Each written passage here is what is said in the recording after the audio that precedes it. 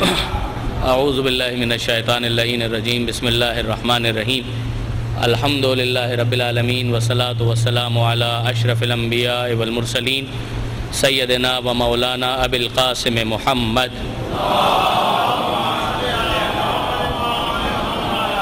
و اہل بیتہ الطیبین الطاہرین المعصومین المظلومین المنتجبین المنتخبین المیامین لا سیما علی الامام المنتظر والحجۃ الثانی عشر واللعنۃ الدائمۃ الباقیۃ علی اعدائہم اجمعین من یوم ظلمہم الی قیام یوم الدین اما بعد فقد قال اللہ سبحانہ وتعالی فی القرآن الحکیم بسم اللہ الرحمن الرحیم لعلک باخع نفسک علی آثارہم ان لم یؤمنوا بہذا الحدیث اسفا صلوات علی محمد و آل محمد۔ برادران عزیز، ظاہر ہے کہ یہ محفل اگرچہ تاریخ کے اعتبار سے دیکھا جائے تو تھوڑی تاخیر سے ہے، اس اعتبار سے کہ ولادت کے ایام کو کافی دن گزر چکے ہیں، مگر اس کے باوجود میرے خیال میں پیغمبر اکرم کا اور معصومین کا تذکرہ مسلسل ہونا چاہیے۔ عنوانات چاہے بدلتے رہیں مگر یہ ذکر باقی رہنا چاہیے۔ پروردگار عالم نے خود قرآن مجید کے اندر پیغمبر اکرم کے حوالے سے یہ کہا کہ رفعنا لک ذکرک، کہ یقیناً ہم نے آپ کے ذکر کو ارتفاع بخشا ہے، رفعت بخشی ہے، اسے ہم نے بلند کیا ہے۔ تو پروردگار عالم جس کے ذکر کو بلند کرنا چاہے تو اس کے بعد پھر کوئی اس کے ذکر کو کسی بھی اعتبار سے کم نہیں کر سکتا، وہ ہمیشہ بلند رہے گا، باقی رہے گا، اس کا تذکرہ ہوتا رہے گا۔ اب ظاہر ہے کہ ذکر پیغمبر کا ایک اثر تو یہ ہے کہ اس کی وجہ سے نام پیغمبر باقی بھی ہے، اور پیغمبر کے نام کے آنے کی برکت کی وجہ سے مومنوں کے ایمان کو مزید استحکام ملتا رہتا ہے معصومین کے تذکرے سے۔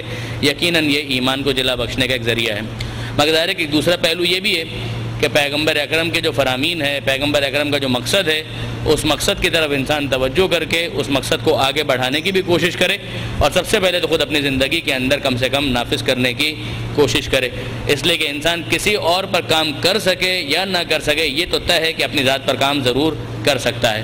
حالات چاہے کتنے ہی خراب کیوں نہ ہو، معاشرہ چاہے کتنا ہی مخالف کیوں نہ ہو، مگر یہ انسان کا اپنا وجود جو ہے وہ تو اس کے اپنے اختیار میں اس حد تک تو ہے کہ وہ کوشش کر سکتا ہے۔ اس کے بعد اگر آپ دیکھیں تو قرآن مجید کا یہ اعلان ہے کہ لا یکلف اللہ نفسا الا وسعہا، خدا نے کسی کو بھی اس کی طاقت سے بیونڈ، اس کی کیپیسٹی سے زیادہ ذمہ داری نہیں دی ہے، اتنی ہی ذمہ داری دی ہے کہ جتنا وہ اٹھا سکتا ہے۔ اور اس کے بعد آپ دیکھیں گے کہ سورہ مبارکہ تحریم میں پروردگار عالم ارشاد فرماتا ہے کہ یا ایھا الذین آمنوا قوا انفسکم واہلکم نارا، کہ کم سے کم اے ایمان لانے والوں اتنا کام تو کرو کہ اپنے آپ کو اور اپنے گھر والوں کو تو جہنم کی آگ سے بچاؤ۔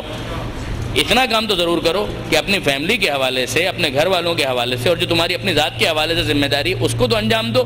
جب یہ معاملہ مکمل ہو جائے یا کچھ آگے بڑھ جائے تو پھر اگلا مرحلہ ہے کہ وَلْتَكُمْ مِنْكُمْ أُمَّةٌ يَدْعُونَ إِلَى الْخَيْرِ وَيَأْمُرُونَ بِالْمَعْرُوفِ وَيَنْهَوْنَ عَنِ الْمُنكَرِ، کہ پھر تم میں ایک ایسا گروہ ہونا چاہیے کہ جو لوگوں کو خیر کی طرف بلائے، امر بالمعروف کرے، نہی عن المنکر کرے، اور یاد رکھو کہ یہی وہ لوگ ہیں جو کامیاب ہیں۔ اور میں آپ سے عرض کروں برادران عزیز کہ واقعاً یہ نیکی کی دعوت دینا، یہ امر بالمعروف کرنا، یہ نہی عن المنکر کرنا، یہ وہ کام ہے کہ جس کے اندر ہماری مجلسیں بھی شامل ہیں، جس کے اندر ہمارے دروس بھی شامل ہیں، جس کے اندر مرثیہ خوانی بھی شامل ہے، جس کے اندر سوز خوانی بھی شامل ہے، جس میں نوحہ خوانی بھی شامل ہے۔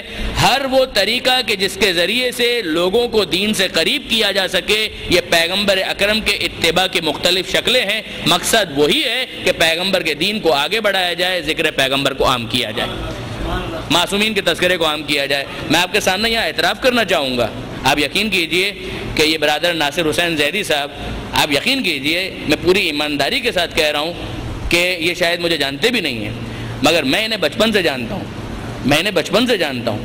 اس وقت کہ جب ان کے کیسٹس آیا کرتے تھے مجھے معلوم ہے، مجھے یہ بھی مطلب معلوم نہیں تھا کہ عباس کا پرچم ہے، تنظیم حسینی، اس کا مطلب کیا ہے، مگر وہی والی بات کہ اگر آپ کوئی نیک کام کرنا چاہتے ہیں تو اس کا نتیجہ کیا ہے، اس کی ڈائمنشنز بہت وسیع ہیں۔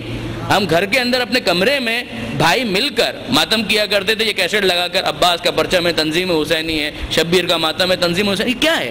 اگر آپ دیکھیے کہ ان تمام چیزوں کے ذریعے سے ہم اپنے ان بچوں کو، ہم اپنے ان نوجوانوں کو، ہو سکتا ہے کہ انہیں بڑے دقیق مضامین اس وقت سمجھ میں بھی نہ آئے، مگر اگر ہم ان کو دین کے دائرے میں لا سکتے ہیں تو یہ بہت بڑی کامیابی ہے۔ اس کو ہم چھوٹا نہیں کہیں گے، یہ بہت بڑی کامیابی ہے کہ وہ بہت سے بچے نوجوان آپ کو ایسے ملیں گے کہ جو واقعاً علماء کی تقاریر کو نہیں سمجھ سکتے، مگر وہ پہلا اسٹیپ، وہ پہلا قدم کیا بنے گا ان کو دین کی طرف لانے کا؟ اس میں یہی آوازیں ہیں کہ جو اپنا ایک اثر قائم کرتی ہیں، ان کو دین کے حلقے میں، دین کے سرکل میں لانے کا باعث بنتی ہیں۔ اور اسی اعتبار سے آپ دیکھیے کہ جب کام زیادہ امپورٹنٹ ہے تو اس کے اندر حساسیت کی بھی ضرورت زیادہ ہے۔ دیکھیں بڑا عوامی کام ہے کہ جس کے ذریعے سے عوام کو دین کی طرف لانے کا کام انجام دیا جا سکتا ہے۔ اب اگر اس کے اندر بے احتیاطی ہو جائے، اب اگر اسی کے اندر بے احتیاطی ہو جائے تو فائدہ جتنا زیادہ ہو سکتا تھا نقصان بھی اتنا ہی زیادہ ہوگا۔ یقیناً ہمارے شعراء حضرات کتنا بڑا کام انجام دے رہے ہیں، مگر اگر اس کے اندر کہیں پیر پھسل جائیں، اگر اس میں کہیں لغزش آ جائے، اگر اس میں کہیں کسی قسم کی کوتاہی ہو جائے تو جتنا بڑا فائدہ حاصل ہو سکتا تھا اتنا ہی بڑا نقصان بھی ہو سکتا ہے۔ تو ہر خطیب کو یہ سوچنا ہے کہ جہاں اس کے الفاظ ایک مثبت اثر ڈال سکتے ہیں، وہیں اگر وہ کچھ غلط بولے گا تو اتنا ہی منفی اثر بھی پیدا ہوگا، اتنا ہی منفی اثر پیدا ہوگا۔ آپ دیکھ ڈالیے نسبتوں کی وجہ سے فقط صحابیت کا لیبل لے کر اسلام کو کتنا نقصان پہنچایا گیا۔ ایسا ہوا یا نہیں ہوا؟ یقیناً نسبت بری تھی، نسبت بہت اچھی تھی کہ بھئی پیغمبر اکرم کے ساتھ رہے ہیں، پیغمبر اکرم کے ساتھ اٹھے بیٹھے ہیں، مگر اس کے بعد ہمیں نظر آتا ہے سورہ مبارک جمعہ کے اندر وَإِذَا رَأَوْا تِجَارَةً أَوْ لَهْوًا انفضوا إِلَيْهَا، کہ اگر اثر قبول نہیں کیا تو عنوان باقی رہ جائے گا، پیغام ختم ہو جائے گا۔ کہ یہاں یہ ڈرم کی آواز سنتے ہیں اور پیغمبر اکرم کو کھڑا چھوڑ کر چلے جاتے ہیں اس قافلے کی طرف جو تجارت کا مال لے کر آیا ہے، پیغمبر اکرم خطبہ جمعہ دے رہے ہیں اور وہ افراد چلے گئے۔ تو اب آپ دیکھیے کہ عنوان موجود رہا، عنوان باقی رہا، مگر وہ اثر، اس کی تاثیر کتنی بدل گئی۔ اب یہی افراد اس عنوان کے ساتھ جب جائیں گے اور بعد میں دوسروں کے سامنے اپنا تعارف کروائیں کہ ہم تو صحابی رسول ہیں، تو کیا نقصان ہوگا؟ وہ جو واقعاً صحابی ہیں، وہ جو واقعاً پیغمبر اکرم کے جانثار ہیں، ان کا کردار بھی مشکوک ہو کر رہ جائے گا، ان کا معاملہ بھی مشکوک ہو کر رہ جائے گا۔ پھر اس کے بعد بہت سے افراد غلط فہمی کی بنیاد پر جناب سلمان فارسی کو بھی اسی انداز سے دیکھنے لگیں گے، جناب ابو ذر غفاری کو بھی اسی انداز سے دیکھنے لگیں گے، جناب بلال حبشی کو اسی انداز سے دیکھنے لگیں گے، جبکہ یہ وہ افراد ہیں کہ جو واقعاً پیغمبر اکرم کے جانثار تھے۔ ان کی جانثاری میں کسی قسم کا کوئی شک نہیں ہو سکتا، واقعاً یہ صحابہ وہ ہیں کہ جو انتہائی محترم ہیں۔ تو یاد رکھیے برادران عزیز کہ نسبت کے محترم ہونے کے بعد ایک مرحلہ ہے اس نسبت کو حاصل کرنا، اور پھر دوسرا مرحلہ ہے اس نسبت کا پاس رکھنا۔ اس نسبت کا پاس رکھنا بھی اتنا ہی ضروری ہے کہ جتنا اس نسبت کو حاصل کرنا۔ یہ انگریزی کے اندر کہا جاتا ہے کہ hard to gain harder to maintain, حاصل کرنا مشکل ہے مگر اس سے زیادہ مشکل اس حاصل شدہ مقام کو باقی رکھنا ہے۔ جتنی محنت اس کے لیے کرنا پڑتی ہے اس کا کیا کہنا۔ اور آپ اسی سے اندازہ کر لیجئے کہ جب پیغمبر اکرم نے اتنی زحمتوں کے بعد اسلام کو نافذ کیا اور اسلام کو پہنچایا، تو جتنا مشکل اس کو نافذ کرنا ہے اس سے زیادہ مشکل اس نفاذ کو باقی رکھنا ہے۔ اور یہی سبب ہے کہ پیغمبر اکرم نافذ کر کے اسے امت کے حوالے کر کے نہیں جاتے، بلکہ غدیر میں اعلان کرتے ہیں کہ نافذ میں نے کیا، محافظ علی ابن ابی طالب ہے۔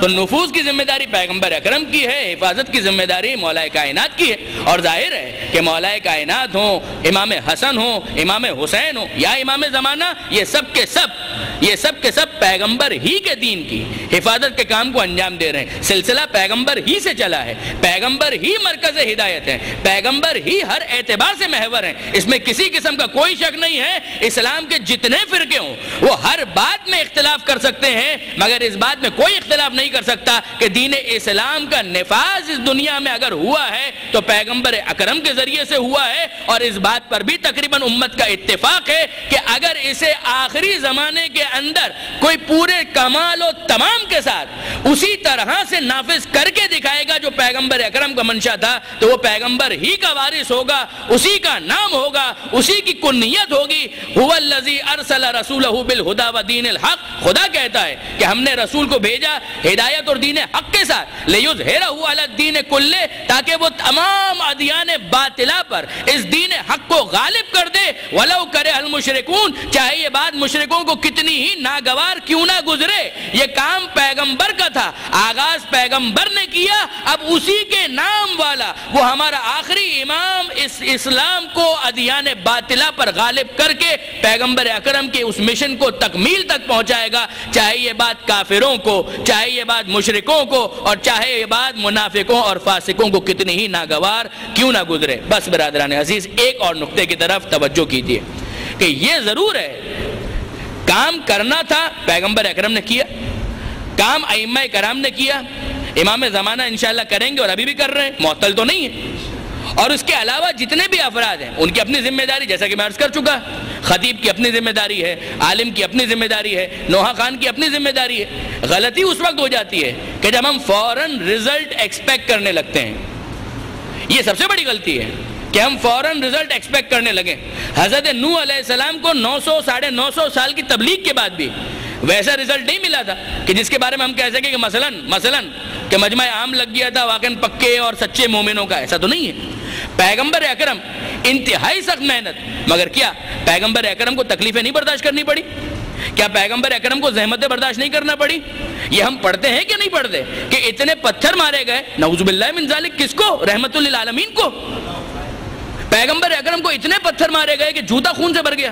پیغمبر اکرم کی استقامت کو واقعاً داد دیجئے، اپریشیٹ کیجئے اس رسول رحمت کی استقامت کو، اس کے صبر کو، کہ اس کے بعد بھی اپنے کام میں لگے ہوئے ہیں، اپنے کام کو ترک نہیں کرتے۔ اور یہ واقعاً متوکلین یعنی توکل کرنے والوں کی شان ہے کہ وہ اپنی ذمہ داری کو ادا کرتے ہیں، نتیجے کو خدا پر چھوڑ دیتے ہیں، وہ نتیجے کو خدا پر چھوڑ دیتے ہیں۔ اور آپ دیکھیں گے کس حد تک کہ پھر پروردگار عالم سورہ کہف کے اندر یہ کہتا ہے لَعَلَّكَ بَاخِعٌ نَفْسَكَ عَلَىٰ آثَارِهِمْ إِن لَّمْ يُؤْمِنُوا بِهَٰذَا الْحَدِيثِ آسَفًا۔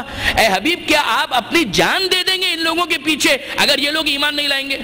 یعنی پروردگار عالم پیغمبر اکرم کو دلاسا دیتے ہوئے کہتا ہے اے حبیب، آپ کی ذمہ داری کیا ہے؟ وما علی الرسول الا البلاغ المبین۔ رسول کی ذمہ داری یہ ہے کہ پیغام کو صاف صاف پہنچا دے، مگر یہ رسول رحمت وہ ہے کہ جو پیغام کو سنانے کے بعد، پہنچانے کے بعد اصرار کرتا ہے، منانے کی کوشش کرتا ہے، چاہتا ہے کسی طریقے سے ہر ایک مومن بن جائے۔ اگر وہ نہ مانے تو یہ قابل کی قابلیت کا قصور ہے، فاعل کی فاعلیت کا قصور نہیں ہے۔ فاعل اپنے فعل کے اندر اس حد تک چلا گیا کہ پروردگار کو دلاسا دینا پڑا، اے حبیب کیا آپ ان کے پیچھے جان دے دیں گے؟ بس برادران عزیز، یہیں پر ایک جملہ سن لیجئے مولا کائنات کا۔ مولا فرماتے ہیں نہج البلاغہ کے اندر، جس کے ذریعے سے ہم اپنی ذمہ داریوں کا کچھ احساس کریں، مولا فرماتے ہیں نہج البلاغہ کے اندر کہ خدا نے اس وقت تک جاہل سے سیکھنے کا وعدہ نہیں لیا جب تک صاحب علم سے سکھانے کا وعدہ نہیں لیا۔ صاحب علم سے سکھانے کا وعدہ پہلے لیا گیا ہے، جاہل سے سیکھنے کا وعدہ بعد میں لیا گیا ہے۔ اب مت کہیے گا کہ یہاں پر عالم سے مراد فقط صاحب امامہ ہے، صاحب آبا اور قبا ہے، نہیں، ایسا نہیں ہے۔ جو جتنا جانتا ہے، ہاں اگر نہیں جانتا تو پہلے خود سیکھے، یہ نہ ہو کہ سمجھانے کے نام پر دین کا اور بیڑا غرق کر دے، یہ بھی نہ ہو۔ دیکھیے وہ دین کا نقصان اور زیادہ ہوگا کہ جہاں جس کو معلوم نہیں ہے وہاں پر بھی وہ دخل اندازی کرے، مگر اتنا تو ضرور ہے کہ جتنا جس کو معلوم ہے کم سے کم اتنا تو دوسرے تک منتقل کرنے کی کوشش کرے، اور سب سے پہلے اپنی ذات پر نافذ کرنے کی کوشش کرے، اور دوسرے مرحلے میں اپنے گھر والوں تک اس بات کو منتقل تو کرے۔ اتنا تو کرنا کم سے کم اس کی ذمہ داری بنے گی۔ جہاں سے ہم نے آغاز کیا وہیں پر پہنچ گئے، اب آپ اس کو ایکسپینڈ کیجئے۔ یہ ولادت کا جشن چھٹے امام سے بھی منسوب ہے۔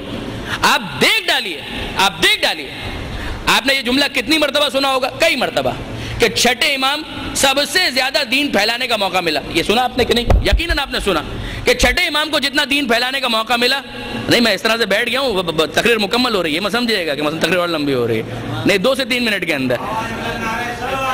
اللہ سب سے زیادہ موقع چھٹے امام۔ اچھا واقعاً ایج وائز بھی آپ دیکھیے، زمانے کے امام کی ایج تو تقریباً 1171 سال ہو گئی، تقریباً 1200 سال۔ زمانے کے امام کا تو ایکسکلوسیو کیس ہے، ان کے علاوہ دیگر تمام معصومین میں اگر آپ دیکھیے، چھٹے امام کی جتنی ایج ہے اتنی کسی معصوم کی نہیں ہے، 65 سال سب سے زیادہ چھٹے امام کی ایج ہے۔ 63 سال مولا کائنات اور 63 سال ہی پیغمبر اکرم کی ایج ہے، مگر 2 سال زیادہ ہے ایج کے حساب سے پیغمبر اکرم کے بعد اور مولا کائنات کے بعد ہمارے چھٹے امام، صحیح ہے 65 برس۔ سب سے جو کہا جاتا ہے آئیڈیل کنڈیشنز کس کو ملی؟ چھٹے امام کو۔ چھٹے امام نے اس موقع پر کیا کیا آپ دیکھ ڈالیے۔ واقعا چھٹے امام کو جب موقع ملا، بنو امیہ بنو عباس لڑ رہے ہیں، السلام علیکم، درود بھیجئے محمد و آل محمد۔ بنو امیہ اور بنو عباس آپس میں خلفشار کا شکار ہیں، لڑ رہے ہیں، مخاصمت ہے، جھگڑا ہو رہا ہے۔ اس موقع پر باقاعدہ بہت سی اپرائزنگ بھی ہو رہی ہیں، بہت سی موومنٹس چل رہی ہیں، بہت ساری کیمپینز ہیں جو لانچ کی جا رہی ہے حکومت وقت کے خلاف۔ بنو عباس والے نعرہ ہی یہ لے کر اٹھے تھے، الرضا لآل محمد، ہم آل محمد کی رضا چاہتے ہیں، ہم آل محمد کی رضا چاہتے ہیں۔ اس کے بعد جب اقتدار میں آئے تو انہوں نے کیا کیا وہ آپ بھی جانتے ہیں، مگر آپ ذرا غور فرمائیے اس بات کے اوپر، چھٹے امام اس موقع پر اپرائزنگ میں براہ راست شامل ہونے کے بجائے اپنے اس مدرسے کو یونیورسٹی کی سطح تک پہنچا دیتے ہیں آج کی اصطلاح میں، جس کی بنیاد چوتھے امام نے رکھی تھی۔ پانچویں امام نے اور فلرش کیا، چھٹے امام اسے کہاں سے کہاں تک لے گئے۔ حالات کے اعتبار سے صلاحیت تو سب کے اندر تھی، مگر آپ دیکھیے کہ اس موقع پر امام کہتے ہیں کہ نہیں، یہ موقع ہے دین کو پریزرو کرنے کا، دین کی تعلیمات کو پریزرو کرنے کا، کہ جتنا زیادہ ہو سکے اس فیوریبل کنڈیشنز کو استعمال کیا جائے اور دین کو جتنا زیادہ ہو سکے اسے محفوظ کیا جائے، لوگوں تک منتقل کیا جائے، ایسے افراد پیدا کیے جائیں کہ جو بعد میں دین کے محافظ بن سکیں۔ چھٹے امام عملی طور پر ثبوت کیا دے رہے ہیں؟ عملی طور پر چھٹے امام یہ کر کے دکھا رہے ہیں کہ دیکھو جیسے ہی حالات سازگار ہو، ہمارے یہاں شہر کراچی کے اندر، ملک پاکستان کے اندر کبھی حالات اچھے ہوتے ہیں، کبھی حالات برے ہوتے ہیں۔ یقیناً جب حالات اگینسٹ ہوتے ہیں، خراب ہوتے ہیں، تو اس وقت تو سروائیول کا مسئلہ ہوتا ہے، اس وقت تو واقعاً اس بات کا مسئلہ ہوتا ہے کہ کسی طریقے سے اپنی بقا کی جنگ لڑی جائے۔ اگر آپ براڈر کانٹیکس میں دیکھیں تو ہم ہمیشہ ہی اپنی بقا کی جنگ لڑتے رہے ہیں، مگر کبھی حالات کچھ بہتر ہوتے ہیں، کبھی حالات کچھ خراب ہوتے ہیں، مگر سوال یہ ہے کہ ہم